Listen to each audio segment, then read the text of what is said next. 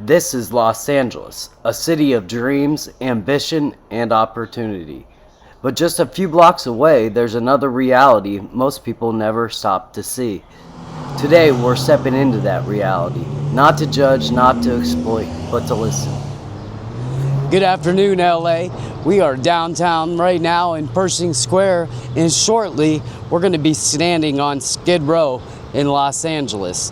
This isn't a backdrop, this is reality for thousands of people every single day. What you're about to see isn't a headline, a statistic, or a viral clip. It's the work that happens when the cameras are usually gone. Today I'm going to sit down with Robbie. She works with CCM5 Pit Stop right here on these sidewalks of Skid Row. Bobby provides real help in real time, Narcan, first aid, life-saving interventions, no judgment, and no conditions. Robbie has also lived a life most couldn't imagine. She spent 35 years incarcerated for second-degree murder. Today, she's out here every day helping people who are fighting to survive. Many battling addiction, trauma, abandonment by the system that they thought they could trust and love. This conversation isn't about pity, it's about truth. It's about harm reduction, and it's about what actually takes to keep people alive. If you've ever wondered what Skid Row really looks beyond the stereotypes, this is it, LA. This is Robbie, this is CCM5 Pit Stop, and this is life on the front lines. Stay tuned, because I'm headed to see Bobby and get her story first, right here on Palm and Pixels Vlogs. Stay tuned. Hey guys, we're back and we have Robbie. It's so good to meet you this morning. Afternoon. How's your afternoon going so far? Oh, it's going okay. Just the beginning of my shift that I'm working, just getting ready and to do CPR or whatever I have to do today. But right now I'm just sitting and I'm watching the bathrooms, keeping them clean, making sure no one overdose. Okay. Robbie, I know you've been through quite a bit of stuff in your life, and I know you do a lot on the streets, so I have a few questions for you today. The first one, for people watching who don't know you, how would you describe what you do out here on Skid Row every day? Well, it's a high alert mentally and physically. It's high alert. You have to watch to make sure that they go in and out the bathrooms where we're stationed at. Okay. And even so, outside the streets, they fall down on different types of drugs, and you have to act real fast. Okay. So it's good to stay alert, because you never know, because they violent out here. They do a lot of stuff out here that we have to stay alert. But at the end of the day, I'm safe because I know how to talk to people, and I know how to deal with those situations. Yeah. And so leading into this, what's a normal day like for you out here on these sidewalks? I know you kind of got into it a little bit, but can you elaborate just a little more? It's not a normal day out here. Downtown LA on 5th and Los Angeles is not a normal day. It's always something. Every 5, 10, 15 minutes, it's something. You never get a break. You got to be on high alert. You have to make sure you're watching and paying attention to what you're here to do, and that's what I do. As you can hear, I know we've been down here the past couple days, and most definitely you've seen my camera guy on high alert. I've been on high alert. As you can see, she said it as well. With that being said, I do want to tell you guys there is a lot of great shops around here. There are a lot of great people, but as she said, it is Los Angeles. This is Skid Row. You know, you need to be safe and know where you're going. What skills do you carry with you every day that most people don't even realize that you actually have to use each and every day out here? But every day we have to be friendly. We have to respect other people's. We have to treat them as if it is ourselves or our family members.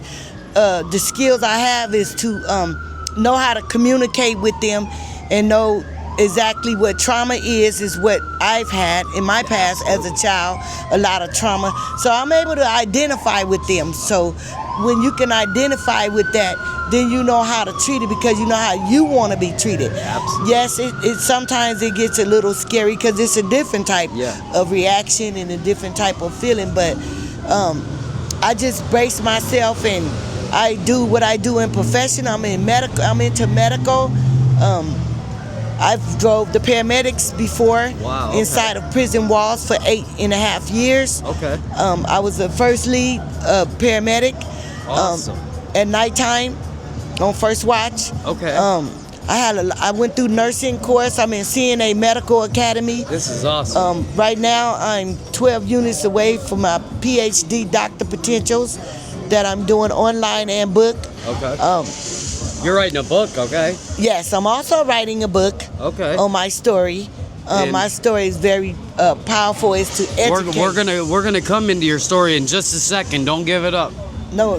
Yeah, don't give your story Not up now. just yet. But We're gonna come to it. I'm happy to share because it educates and it teaches. Absolutely. So to those that it happens to, you always gonna have a right to use your voice. You know, using your voice is what helped. You know, it's not good to keep that inside because if you keep it inside, then bottles up. Yes, it hinders you from being who you are and going who you are. So yes, even so out here I do timelines too. Okay. You know, to help them to identify with where it came from, so that they can So you do actual timelines with these people? Oh yes, I have. That's incredible. I do the paperwork at home and then I pass out timelines. So you're telling me after you leave here during the day, you're basically taking your work home. You care about these people that much that you're behind closed doors, not out here, still working, still trying to figure out a way to make these people's lives better. Yeah,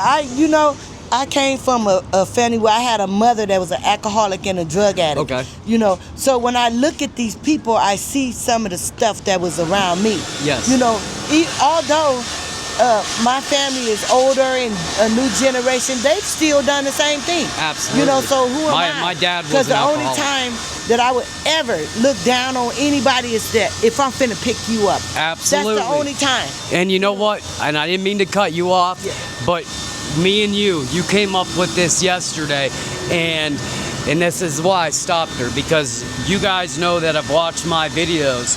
I have now adopted a new saying, and it was because of you. Yesterday, you told a gentleman, you always look up. The only time you look down is when you're picking something up. And that stuck with me. Picking someone up. Yeah, when you're picking someone Or up. helping somebody. Or helping somebody. And that really stuck with me. And did it not? I mean, I can ask my camera guy, because we're walking away, and I'm like, that quote. And I told a couple guys that walking home yesterday.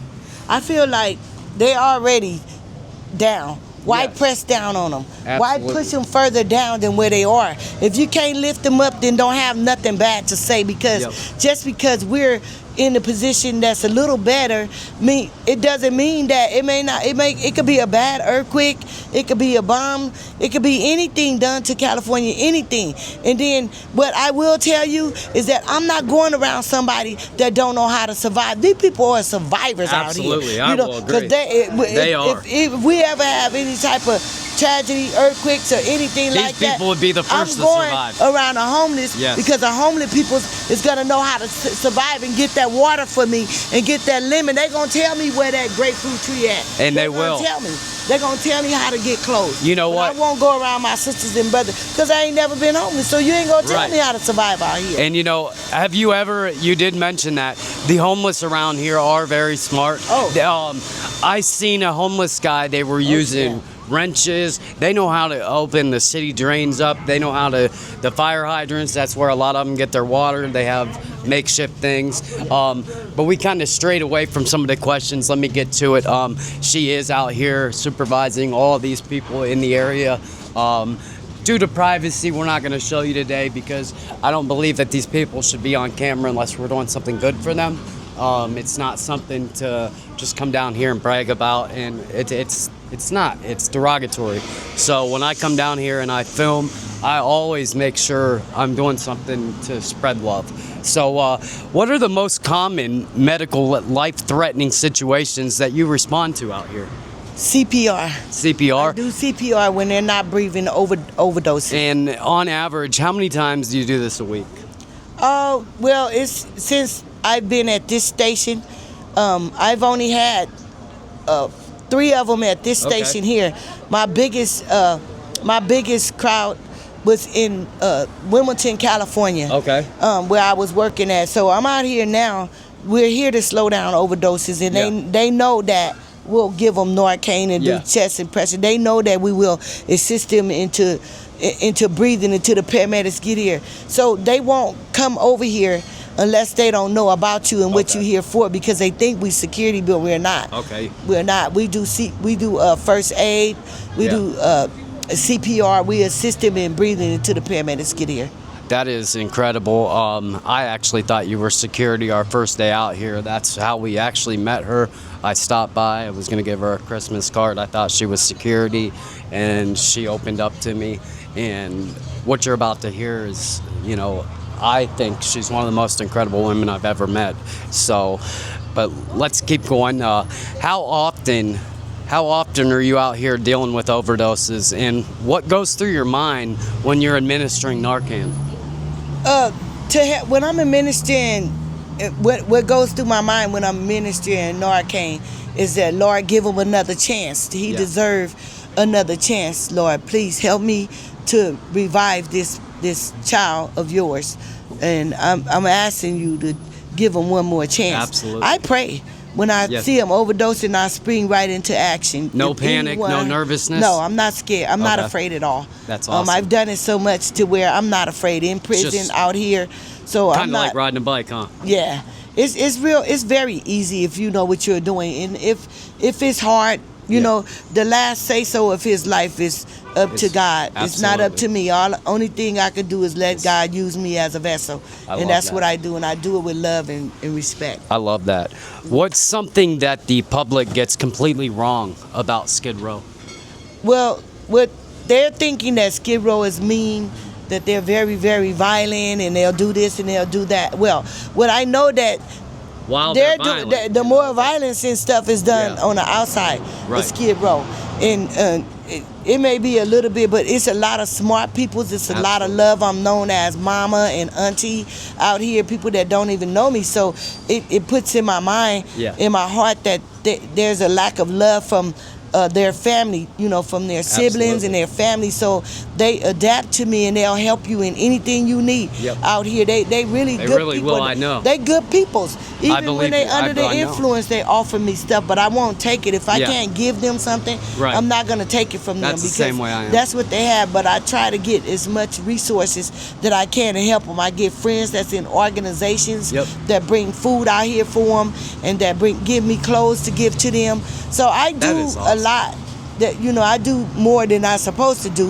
But at the same time, that just shows your character, though. I'm still paying attention to what I have to do at my job. I won't take my eyes off of what I'm doing. But if I can assist and I can help anywhere, anybody, if I'm on break and someone laying there not breathing, my first instinct is to help him. I'm not gonna just let him lay there. You know, I'm not gonna let him lay there. You know, not if I can help him. So I'm always carrying one Narcan on me, just in case.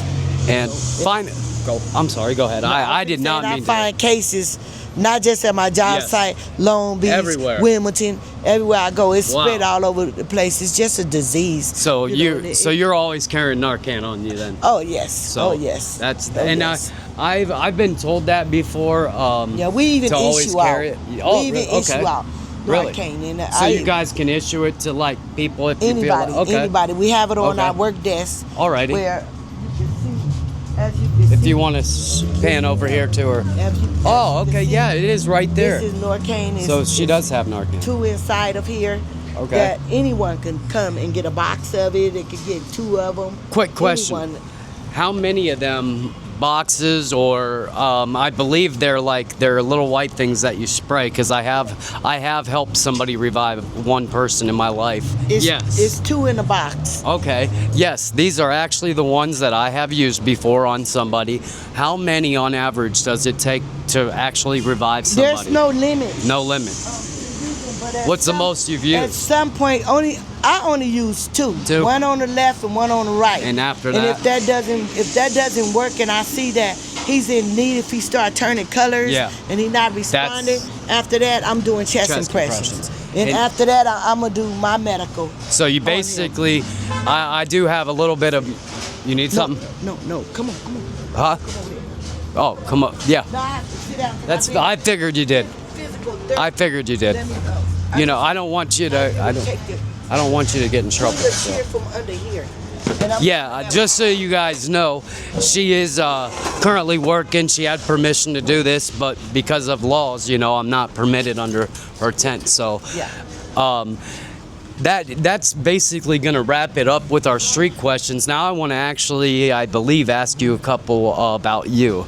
No, actually, a few more. How do you build trust with people who have failed repeatedly by the systems and institutions? How do you build trust with them? Oh, I love this part. This part touches my heart. I learned how to build trust in them by treating them like a normal person. You don't holler at them. You don't treat them bad. If they ask you a question, you have patience with them. If they're fussing at you, you hear them out. And what I do is say, you know what? I used to be the same way until I worked on myself. Yeah. And then I found out where my anger came from and where my abuse came from, where the trauma came from in my life. Yes. Okay? It's no difference with you and me. I still love you no matter what. You can't stop me from giving you a good word. I said, and I talk to them and let them know, hey, I'm just trying to help you. I'm not doing anything to hurt you.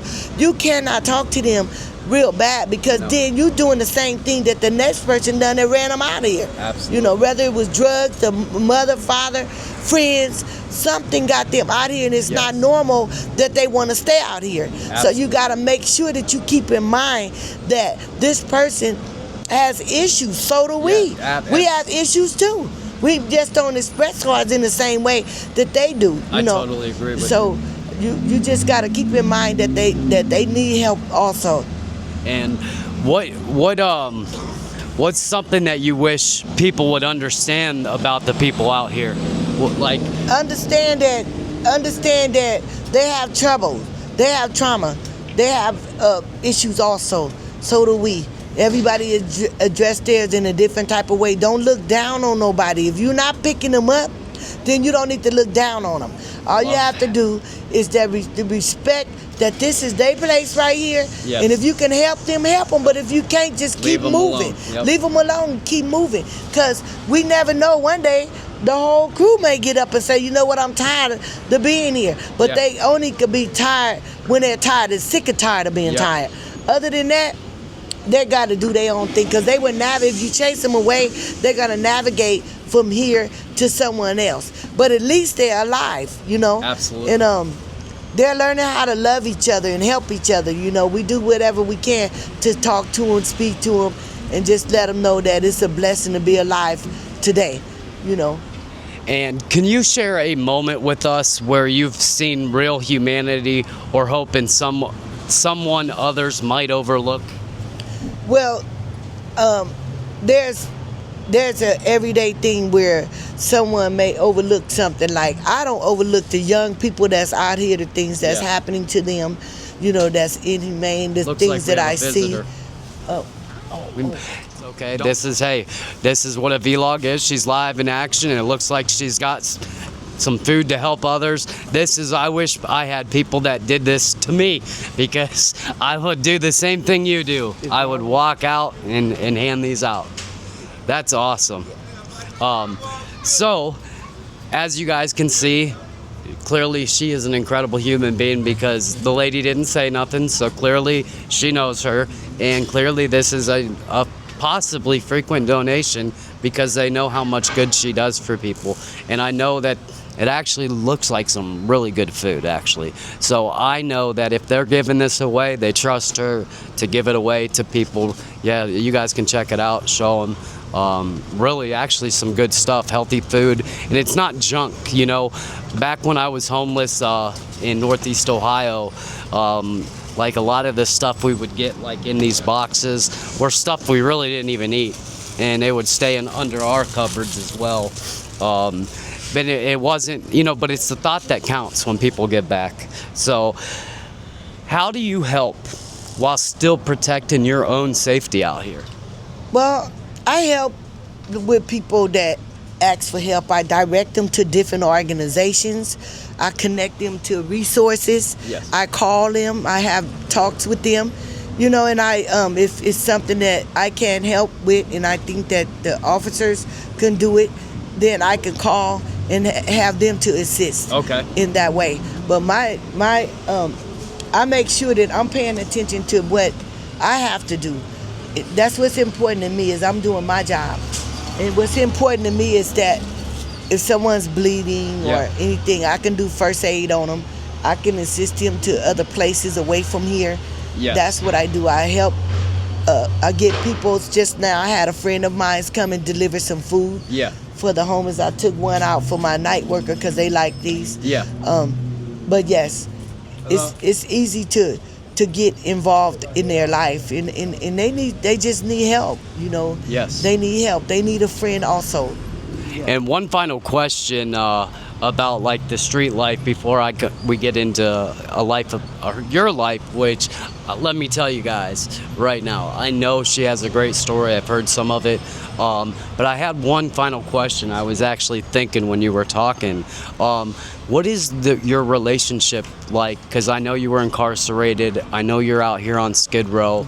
I'm sure that most of these Skid Row folks, and I don't want to speak for them, but I probably have this feeling that a lot of them don't like the police or the sheriff's department because of the situations they're in, the amount of times that the police make them move for no reason just to go to a street over. But I just wanted to ask what your relationship is with LAPD, LA Sheriff's Department out here on the streets when they're working and when you're working. Like, so if you happen to coexist with one another, how do they treat you? How do they treat others on the street? Well, myself, I don't depend on them, because if I tell them that I have an overdose and he's not breathing, it'll take 3 to 4, maybe close. If they doing something, they'll say, "Oh, we'll send somebody out there." But I'm constantly waiting. I had 3 to 4 more phone calls to get them to get the paramedic out here to give me the proper machine where they can help. But they don't care about that. They do not care. To me, sometimes. To me, I feel like they want him to die. You know, because a man got stabbed real bad. I had to call him 5 or 6 times saying it's a big stab wound, and he got hit in the head with a hammer. You said 5 so times. I have to tell them that this man, his blood is gushing out of him, and he's not able to talk. So and I don't have the equipment to help him, except for assist him in breathing. But right now, someone needs to stop the bleeding, because I can't. I don't have nothing to do it, where literally I have to take off my shirt and tear my shirt to stop his bleeding, which I did do. Oh my gosh. But they don't respond fast when you saying that I have someone down, he overdosed, or someone got shot, something like that. They don't come for our protection, you know. Now, do you think that they're not coming because of their personal reasons, or do you believe that it's something internal with LAPD, LASD, or do you believe that it's basically they're what is the word I'm looking for? They're outrun, basically saying they're very busy? Do you believe that they need more officers? What could be the answer instead of I don't like to put anybody down. Everybody makes mistakes. We both have. So I do respect the police, but I do believe across America we do have some issues, you know, within the police system, which I'm not going to get into today. But what do you think could help? I feel that they need more out here. More on the streets. walking. Yes. Yes, because I do know that they have them out here. I see them here and there on Yes. bikes. That's But they don't get involved like that. To Yes. me, I think they're scared of them. Because it's been times where we really need them and they don't come. And when they do come, it's almost like they're babysitting them. Like, you're the one standing here with a knife Yeah. in your hand, talking about you finna cut everybody up. And before I called, they was swinging a knife at Yeah. someone. So, and I'm saying, can you come and assist? Yes. So that this person that has a business right here can be comfortable. Right. And And it's safe. it's hard to get them to assist. Wow. It's hard. But if they passing by and they see it, it's like, just go about your business. They babysitting them. Like, Yeah. it's almost It's just like, oh, basically it's like okay daycare with what almost. you're doing. Yeah. But no discipline. And now, do you think the no discipline is because of the overrun jails, or like, and this is No. probably it should be another interview, no, but like, because they afraid of the homeless. You- Because the I- homeless get violent with them. yep. And then if they do something, then they're probably concerned about being recorded, and so instead of handling it the right way, they're just basically ignoring them, which is probably the worst thing they can do. Well, I can say ignore, because anytime they can walk down Yeah. the street with pookies in their hand Yes. and needles in their hand. We've and they seen it yesterday. Using drugs all over the place, all over this Yes. place. And the police don't And they say just nothing let it about go. it. Then they don't even care. I agree. We're going to shift our focus from the streets and this, and we're going to talk about you for a minute. I first want to thank you for giving me the opportunity to even speak with you. I know you've had the opportunity to speak with some high-level people, and I think that's incredible. I think your story's incredible. Actually, I told my wife the other day, I said, I feel like she's a mother to me. My mom's, back in Ohio. I said, she's like a mom to me. I said, and I feel like she's a mom to a lot of people. And what did you hear earlier her say? She said, I'm like a mother to everybody out here. And if there's one thing I can gather, that's it too. Because every time I've been down here, she's been here. She don't take days off, and she's active. I didn't even see her whenever I came down. She was over here helping people out. She's always up getting things done. But let's get into you. You spent 35 years incarcerated for 36 and a half. So I thought 35. I mistake 36 and a half years for second-degree murder. Without going into anything that you're not willing to share, how did that experience shape you to who you are today? It made me stronger. It was good for me, because I got a chance to learn me and find out who I was. I had to do a lot of working on my own self. When I went in there, I never knew that I had PTSD and trauma. I never knew what none of that was. But I had to accept responsibility for what I've done in life, and I had to go back and pay amends, make amends to all those who I have harmed. Absolutely. And it's like, so to go into a prison is where you want. I chose to work my vocations when I was inside of those prison walls, and I came out with multiple skills. I'm grateful today. I understand where all of my anger and my problems came from, and now I love me. And what I can say Absolutely. is that my mother did the best that she could. Yes. And although she passed when I was in prison, I still miss her. I wish that she were here when I got out to say, Mama, I love you. But unfortunately, God said different. Sometimes you have to know that God will move things out of your way. And he will put you in the wilderness, and it ain't to do time. It was a journey for me to be on. And I've learned that I'm very intelligent and I'm very smart. You really are. And I'm gifted. And I didn't know I had these talents. I was shut down You were to young, society. probably. And even though I was in there, what I've learned that people out here are locked up also. They are. In their mind. Correct. Because now that I'm out here, they act like they inside of those prison know. walls, or something great wrong. day. Where they're not working on themselves. They're not dealing with their very angry and bitter people that I've ran into. But I also been into good people in my path. That's my prayer all the time. Hi, have a great day. That's what I pray. Yeah, that's what I pray for, and that's what I That's what I look for every day, is wisdom and good people in my path. Absolutely. So if I can do it, I know a lot more can do it, because I was torn and broken also when I went in there. But God seemed different, and I know that if he do it for me, he would do it for them, because I've seen it done. I've seen the miracles in my life, the everything. I seen the doors open for me. Like, I've been in the Congress House, the That's U.S. awesome. Capitol. I do documentaries. I'm working on a movie and a book right now. And yes, this is what God gave me. This is my second apartment, my second job, my second car. I've been into places that I ain't never even thought of going. Lakers game, Marina Del Rey. yeah, Marina Del Rey. Beautiful. I've been into what's the boat trip?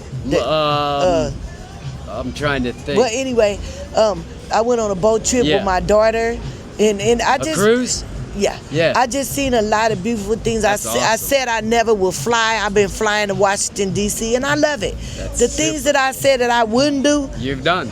I'm doing now. That's so cool. And I'm advocating for 3 different organizations right now, because I know we can make a difference, because our voice, you got to use your voice. You got to go out and let people know who you are and what you doing and the purpose of you doing that. Yeah. My purpose is to tell my story so that people can know that you don't have to sit back and let all that stuff eat you up in the inside. Right. Use your voice so someone can hear you and someone can help you. Absolutely. Man, she couldn't have said it any better. What lessons did prison teach you that directly apply to the work you do right here on these streets?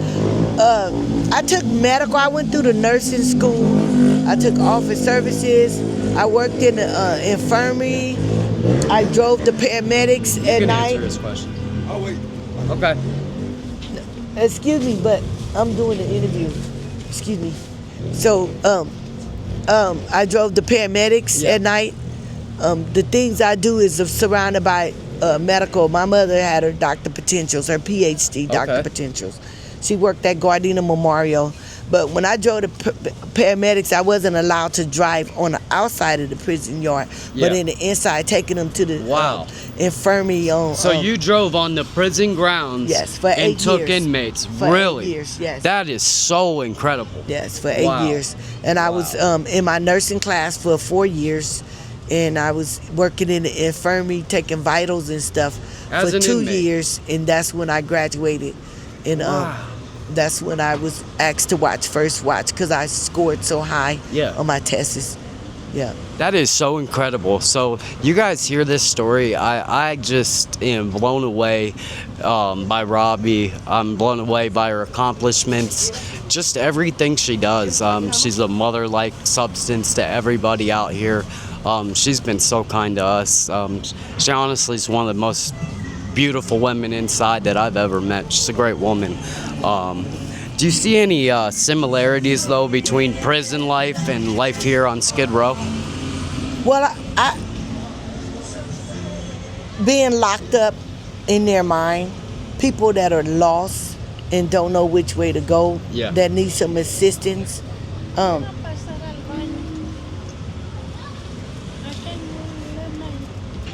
Yes. Look, she's got another donation rolling in. Or no, she's just sitting it down. Interrupted our interview, just sitting it down. But you know what? She needed to use the bathroom, because they know I won't mess with nothing. They know they're safe with you. Yeah, they leave all their property over here with me. Sometimes I'm surrounded with their property.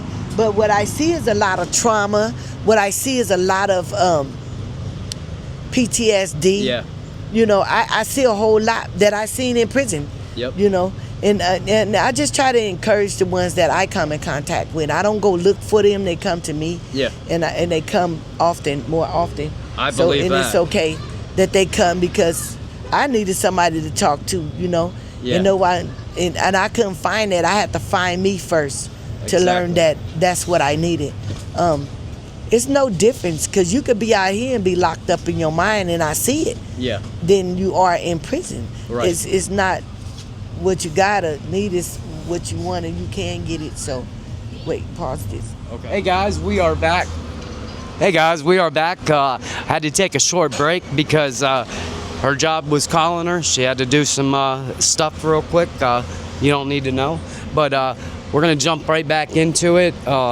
If policy makers spent one entire week with you going up and down these streets, what do you think they would immediately change? Nothing. Nothing. Nothing. That, are you serious? Nothing. Only thing. So you're saying if you took one of these policymakers all around these streets and you talked to them like you were talking to me today, and you had some legit ideas that you knew would work down here, you don't think they would listen? I think it's gonna take somebody with a voice that say, hey, in Sacramento, in the Congress House, which I'm going, okay, and I'm gonna be their voice. Okay. I'm gonna be their voice because these people have tried to help themselves by asking for help. Yes. And they're not getting the help. They're not. It's one person that says that she's helping Skid Row, she's doing this and she's doing that. No, she wants their money. That's exactly. And that's all you want. The people that do try to help them down here, they talk to them like they in prison. Hey, he got to use the bathroom. Is that your... Go knock at the door. Tell him his baby got to use the bathroom. A child is a priority. Come on in his bathroom. There, he got it. He got I it. need somebody to come out. He went inside. Yeah, he went in. He did. He went inside. I'm crazy about babies. I got the whole bathroom. Yeah, you see. Look at this. Look at this, y'all. This is pure, unfiltered, uncut. Robbie at work. Older people, workers, and babies. Do not bother them. Because I love them. She is everybody's mother out here. Don't mess with no innocent person. If they ain't bothering you, keep it pushing. Because I will speak. Absolutely. There you go, baby. Ah. That's right. Everybody, get out. Happy holidays. The bathroom. So, Robbie, what keeps you coming back every day? Huh? What keeps you coming back out here every day? Because I love helping people. I love to help people. I love to see, like when I'm out here, I take journals, I take pictures, I do stuff because I know I'm going to fight for them, and I know that I'm going to make sure that someone hears me and someone go do something and donate to these missions and stuff out here. But they eat good out here. They eat good. They got clothes. They got showers for them and stuff. But what they need is for someone to put them in some shelters and make sure that the staff in those shelters don't treat them like they're in jail. I agree. Listen, and I totally agree, and that's why they're not taking the help. Right. I am in firm belief that the organizations that do give these people help, it's like they're basically taking these people off the streets that have had years on the streets. Their minds are not right, and they're just putting them in a place and leaving them to go. And then they fail, and then they're right back out on the streets, when instead, if we could get some more transitional housing to where they're not being treated like inmates, but they do have the community-like services. And I believe LA has started opening a few shelters up like that. If I'm not mistaken, they have some medical and stuff going on. So, finally, if someone wants to help, if somebody wants to help this organization and doesn't know how to help, can you guide them how they can come down and donate back to you or help this area in your organization? Yeah, they can donate to the mission, the LA mission. They could donate to New Way of Life. You could donate to LASA. You could donate to Circle for them. And they do have donations, but I'll be more than happy to provide you with the information if I can. Okay. So this is Robbie, guys. I appreciate you guys tuning in. I hope that you guys take the time to share this video out with your friends, your family. Robbie's a spectacular lady.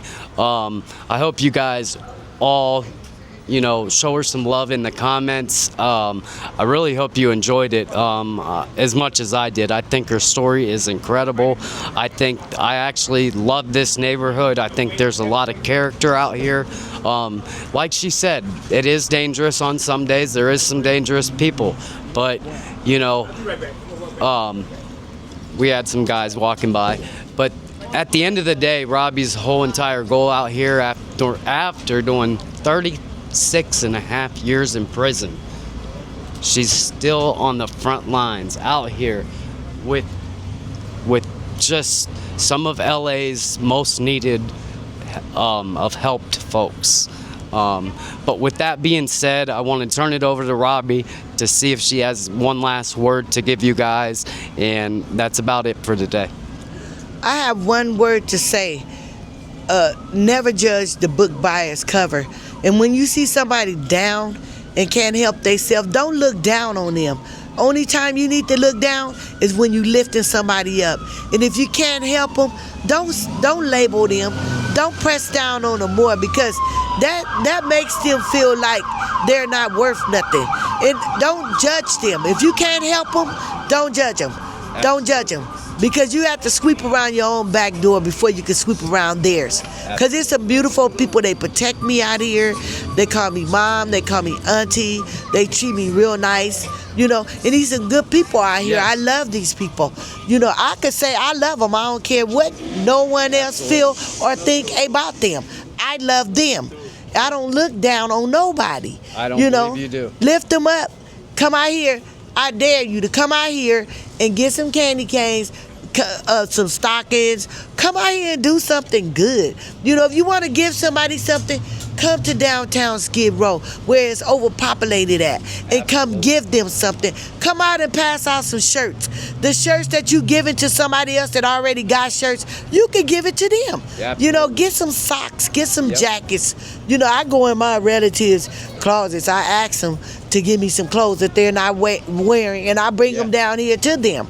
I actually have been asking everybody the same lately. I do. There is a big need down here. And the stuff that because the mission only opens a certain amount of time to give them stuff. You rush and you throw them anything, and boom, I'm done with you. And it's millions of dollars being poured out to these places, but the places that they're putting them in, they don't treat them like they human. Totally agree. You traumatizing them even more. So how do you expect for them to come out or go into shelter when they scared to go into shelter?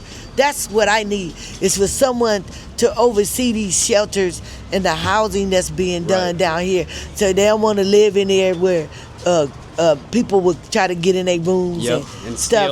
So to make sure that they're safe down here, that things are good for them, and it might want them to get up and want to do something for themselves, so they can see a good way of living. So they can see a good way of living, in life, instead of stereotyping them. They're not bums. They're not homeless. They not. Yeah, they is, because they don't have nowhere to go. But a lot of these people is down here because they got evicted, put out of their places because the rent went up. The rent is out of control all over the place. I just got out of prison and I pay $1,700 a month. You pay $1,700? Yes. I have some roommates, but thankfully I only pay $700. So.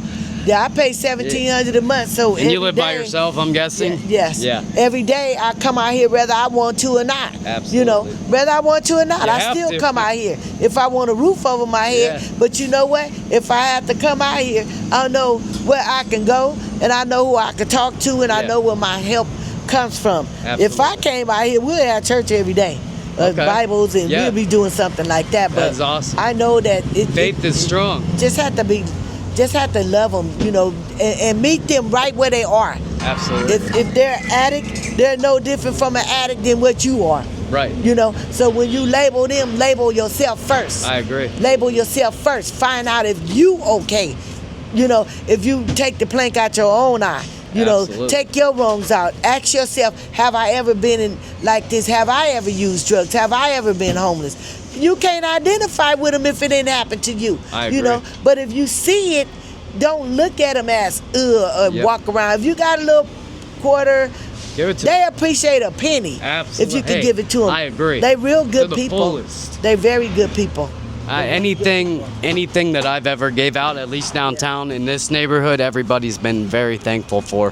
So with that being said, I'm gonna let Robbie close the show out however she feels necessary, and I will see you on the next video. Actually, you guys will see one tomorrow evening. I'm gonna have a great day, LA, and I'm gonna let Robbie close it out. All right, I'm going to close this out by saying I thank God for these two gentlemen to interview me.